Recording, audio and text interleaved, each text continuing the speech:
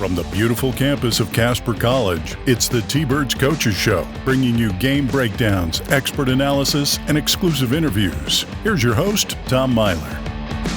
Hello, T-Bird fans, and as you guessed it, welcome to another fantastic episode of Casper College Coaches Show. Joining us in studio, Coach Ben MacArthur. Welcome back, Coach. Thanks for having me again. Always a pleasure hanging out with Tom. And the feeling is mutual, good sir. We definitely like having you in. We could talk about soccer all day because, soccer's just a lot of fun. Soccer's fun. What is your favorite thing about soccer? What is it about soccer that you're just like, I love it? Soccer is this sport where there's no the attack is free flowing, and I like that, right? And so I tease people that play other sports that have like the set plays, that they're a little robotic. And so I just really enjoy the free-flowing aspect of soccer. And ever since I was a little kid, that's kind of been what's drawn me to the game, just the free-flowing game, right? Yeah. So. Well, and I had that same thought because, I grew up playing football, American football, sorry guys. And, I liked it, now less so in my older years.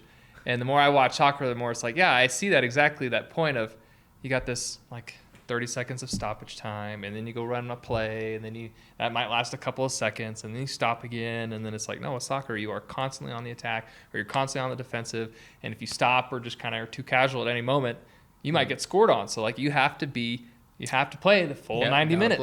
Gotta play. Whereas we are still searching for a full 90 minutes. Thanks for bringing that in. Well, I have to rub it in because you had me losing more hair. I'm already balding enough, and then men's soccer has to go and scare me. You do end up getting the win in Gillette, 3-2.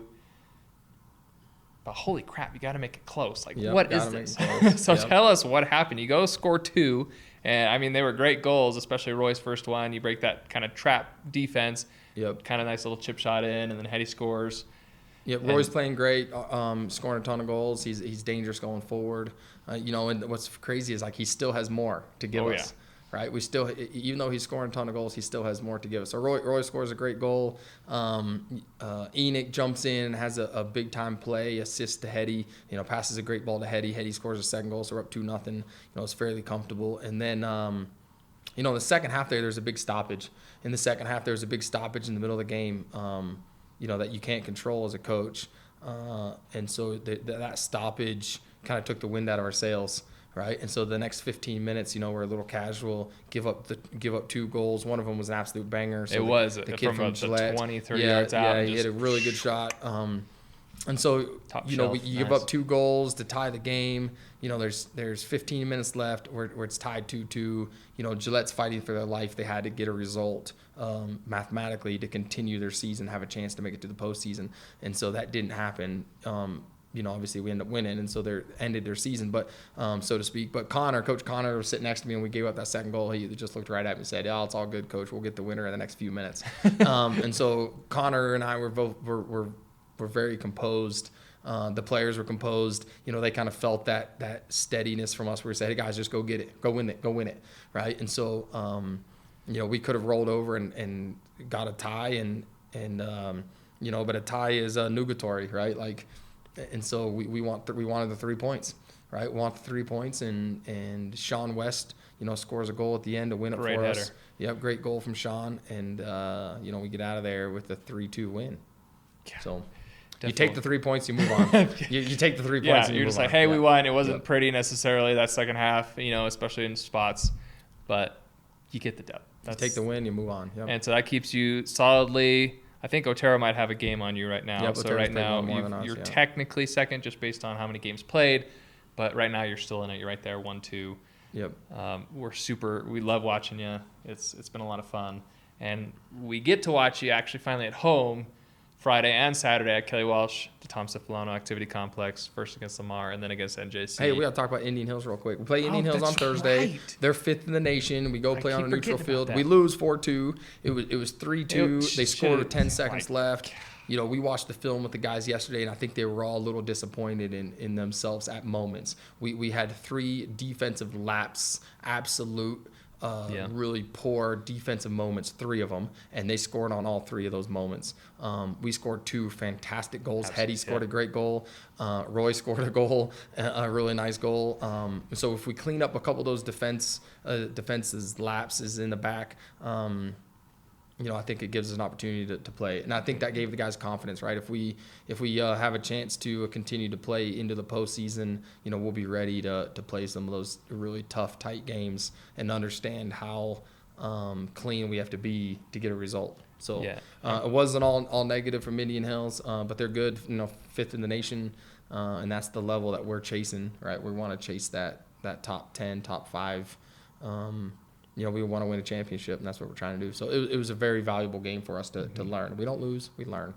And I think one of my favorite moments was right before halftime. You're down 2-1. They get the ball with like less than a minute left, and they shoot on. It's on goal. Yeah, Toa clears it off the line. Toa, literally, just sticks his foot out, blocks it. Yep. And it's like that kept you in the game Kept us in the game, yep. So Toa had a big block right before halftime. To keep it 2-1 at halftime, keep us in the game, so to speak. Yeah, massive play from Toa at halftime. But yeah, I thought you played well.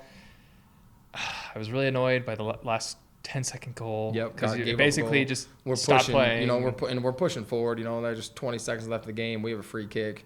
We're pushing guys, higher up the field. And then they score 10 seconds left, and it's nugatory. Yeah. So. Definitely one of those nugatory goals that you're like, well, I mean, they were going to win anyway, but now it just, I guess, looks better. Yeah, a little salt in the wound kind of. But. All right, now we can talk about the future. But yes, you're right. And that was my fault. I forgot about Indian Hills. No, you're good. That was a great game to watch. So if you didn't watch it, you missed out. You played great. There was a couple of lapses, especially one goal that just kind of chipped over. Mm-hmm. I was a little disappointed about that one. But anyway, Lamar NJC, what can we expect? Yeah, Lamar NJC, same thing. They're fighting for their season, trying to keep their postseason hopes alive. And so we're going to play Lamar Friday. It's sophomore night Friday. Under the lights, we'll have a bunch of fans there. It's going to be a great time. And then NJC is tough. They've tied Western Nebraska. They're a tough team. They're going to come prepared to give us their best effort. And that's what we love this time of year when players and teams and coaches are fighting for a postseason. We get everybody's best effort. And so as a coaching staff, we talk to our players about that. Like, we will get their best effort, and we got to be prepared for it, and we got to match that. And that's what we want. We want everybody's best effort. And then when we give our best effort and hopefully you get a win, then you say, hey, good job. Thanks for coming. Right. And so, it'll be a tough weekend, but we're excited to be back home playing back in Casper. So you lose to Indian Hills, you beat Gillette, you're going to play Lamar and NJC. I know you've had a lot of momentum, especially after the previous week of beating Central and Northwest. Do you feel like you still kind of have that momentum? Like the guys are still really bought in, like they're excited, they're ready to go? I think they haven't lost belief. I think yesterday we watched it in film and said, hey guys, listen, like we made these mistakes against Indian Hills. If we clean up these couple mistakes, like we could have beat them.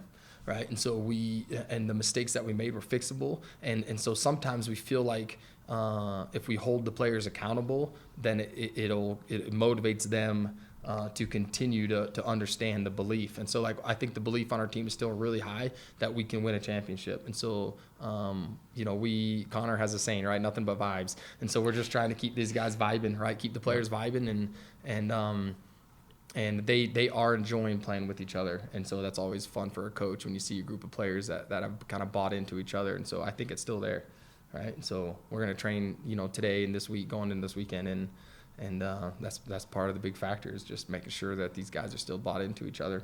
Absolutely. So yeah, I'm glad you brought up training, because I want to know, like, during training, what is it you do? Do you say, hey, we're going to focus on the little things, or we're going to focus just on kind of the general? I don't know. What is it you focus on training? Just depends. Some days we're talking about defensive shape. Some days we're talking about pressing. Some days we're talking about finishing. Some days we're talking about, we try to choose, one or two big ones a day. Set pieces, have been huge for us this year. So we spend a little bit of time talking about each one of those. And so just kind of depends. And so today, we're talking about some defensive shape and some pressing and some defensive responsibilities that we would like to see a little bit better. And then tomorrow will be a little more attacking principles. And then, Thursday's pregame, and then we play Friday, right? And so, we'll give them the information that they need and then go make it happen. Absolutely. Well, Coach, is there anything you want to let our fans know before we kind of appreciate it. Back home, 6:30 Friday, 3 on Saturday. Yeah. All right, so you heard him at Kelly Walsh, the Tom Stefano Activity Complex, 6:30 underneath the lights against Lamar on Friday, 3 o'clock under the sunlight 3 o'clock Kelly Walsh activity conference. But until then, we'll see you next time.